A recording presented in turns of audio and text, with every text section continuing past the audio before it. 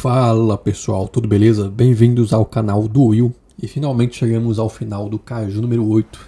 E eu queria compartilhar com vocês as minhas impressões sobre o desfecho da obra. Ah, shit! Here you go again! E esse vídeo não é um vídeo de análise, tá bom? É um vídeo apenas do final da obra. Então eu estou avaliando somente o final da obra e não ela como um todo. É importante eu repetir. E se você não conhece a obra, corre lá para conferir. O anime está passando na Crunchyroll. E o melhor de tudo, nesse mês de julho, não sei até quando, vai ficar de graça disponível para você poder assistir. Só precisa criar uma conta e dar o play. Nesse momento você não precisa bancar o Jack Sparrow, então vai lá e aproveita. Dito isso, preciso dar um aviso crucial. Este vídeo contém spoilers pesadíssimos do final de Kaiju número 8. Se você não leu o mangá ou não sabe o que acontece no final, esse vídeo não é para você. Já estou avisando de antemão para não ter problemas. Durante a batalha final, temos o Kafka, a Mina, a Kikoro e o Isao Espírito, enfrentando o Kaiju número 9. Esse vilão que se tornou uma espécie de mega corporação de Kaijus, parecendo ser a origem de todo o mal. Só que no final da obra, você vê que existem outros Kaijus e mesmo com a derrota do Kaiju número 9, eles continuam existindo. Quer dizer que o final do Kaiju número 9 não é o final de todos os Kaijus. Vamos falar então sobre a luta final envolvendo esses personagens. Com o Kaiju número 9, que durou alguns capítulos, vimos a Mina quase sendo absorvida e a Kikoro completamente excitada. Falando na Kikoro, ela simplesmente se tornou um fenômeno, o Ronaldinho, o Neymar da obra inteira. Ela ativa o modo avatar e consegue usar o poder de todos os Kaijus que ela quiser. Não, brincadeira, só 4. Ficando extremamente roubada. Ela usa o poder do número 1, número 2, número 7, ninguém sabe o que faz o número 7. E principalmente o número 4, que é o da mãe dela, que ela tem mais afinidade, que ela voa. E ela acaba sendo uma peça fundamental para derrotar o Kaiju número 9. Tinha saído completamente do controle. E aqui começam os problemas da obra e o meu maior incômodo. Quando o vilão, que era super inteligente e articulado, de repente para de falar e vira uma massa de destruição e ódio. Como aconteceu com o Cell no Dragon Ball Super Hero. Que filme tenebroso que é aquele. Exatamente isso aconteceu com o Kaiju número 9. Ele virou um gigante abobado, sem falar, puro Kaiju, só destruição, só ódio, sem objetivo específico, além de destruir tudo que se move. E eu fiquei me perguntando, poxa, parecia ser tão inteligente a forma como o Kaiju número 9 conduzia os experimentos sobre a humanidade, os Kaijus, a maneira como ele conseguia roubar e consumir os outros Kaijus. Ele até fez isso com o Isao, que é o pai da Kikoro, e roubou o número 2. Aquilo foi maravilhoso, aquilo foi cinema. Mas no final, o que a gente teve? Um Kaiju número 9, super, ultra, mega overpower, capaz de dar insta-kill em qualquer um. Até no líder da primeira divisão, o Gen Narumi tanto faz, que era, entre aspas, o mais forte, teve dificuldade para desviar dos ataques dele. Eu esperava que ele tentasse absorver o Kaiju do Gen, assim como ele tentou fazer com a Mina. Aquilo foi muito bom, cara, foi o fino do fino. Mas de repente, o que acontece? A gente tem um final rushado, um final apressado. Parecia que os outros Kaijus que ressuscitaram seriam um problema. Achou errado, otário! Mas não, o Kaiju número 9 controla todo mundo e ao morrer, todo mundo morre. Muito conveniente, né? Não sei, ficou um gosto amargo esse final do Kaiju número 8. Ficou estranho, não foi satisfatório na minha opinião. Acho que o que mais me incomodou foi ele ter parado de falar, virando um monstro além da compreensão, quase um deus. Estou louco. Estou louco.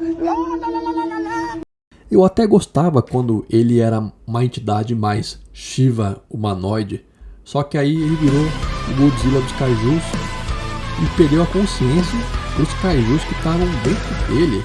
A obra não explicou muito bem isso, mas ele absorveu muitos Kaijus e os Kaijus ficaram putos, foram lá e roubaram a consciência dele. É isso. No, God! E ele ficou bobado e parou de falar. É isso. mais um vilão inteligente nerfado pelo roteiro. O Madara mandou lembranças. E a nova transformação do Kafka. Nossa. É só isso. Minha nossa senhora.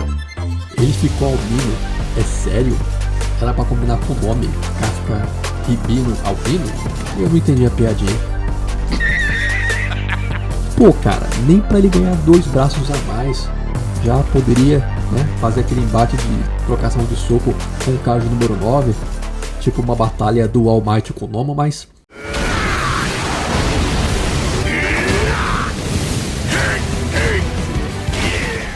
Cara, essa transformação nova do Kafka, que era para ser permanente, ela é só um nívelzinho de poder a mais. Ele fica mais rápido, fica mais forte, reflexo melhor. Tá, mas aí qual a diferença para a forma antiga? Cara, se pelo menos os golpes dele, se ele pudesse dar uma porradinha no Kaiju número 9 e o Kaiju número 9 não regenerasse os membros, cara, já seria muito inteligente. Mas não, o autor não teve coragem de fazer isso. É um final apressado? É. É ruim? Não. Mas também não é bom.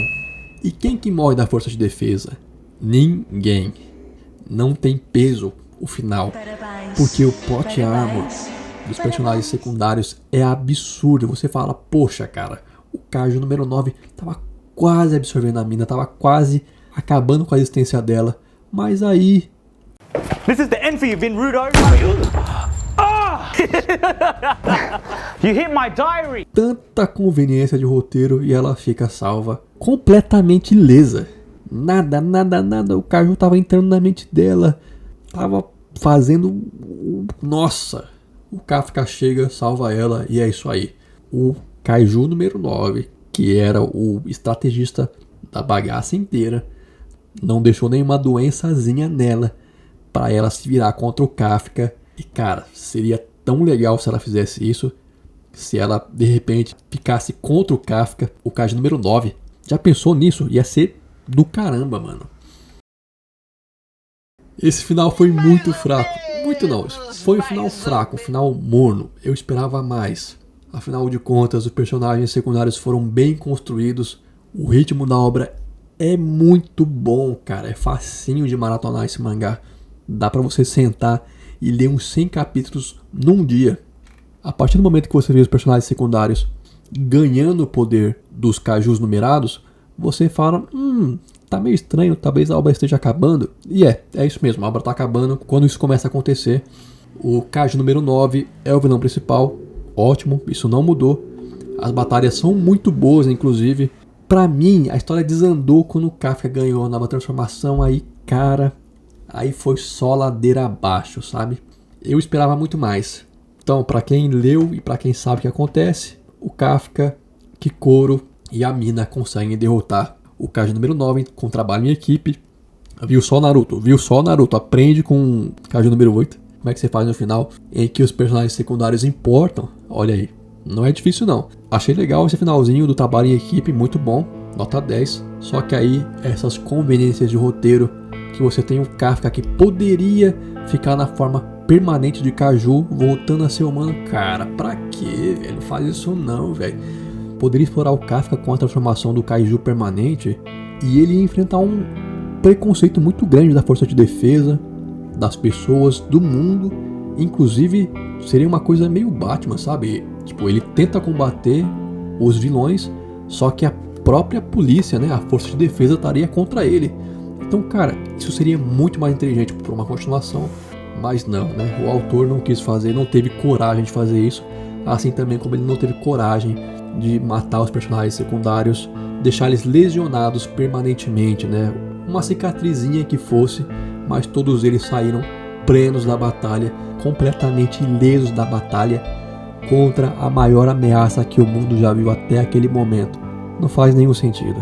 Mas na minha opinião, o que aconteceu foi que a editora estava de saco cheio da demora do autor de lançar novos capítulos e falou, bicho, lança logo os capítulos finais aí da obra, que a gente não aguenta mais você enrolando tanto. Você não é o Kentaro Miura que vai morrer e deixar o final para os seus assistentes. Então termina logo esse trem aí. Essa foi a minha análise, essa foi a minha opinião sobre o final do Kaiju número 8. O desenvolvimento da obra é boa, o começo é muito bom, só que chega no final, a obra começa a rushar muito, muito, muito. E é um final bem mais ou menos assim, é um final que você fala, poxa cara, acompanhei todos esses capítulos de mangá pra isso, é uma pena. Kaiju número 8 merecia mais. E é isso. Se você gostou do vídeo, deixa um like, não esquece de se inscrever e até a próxima. Tchau!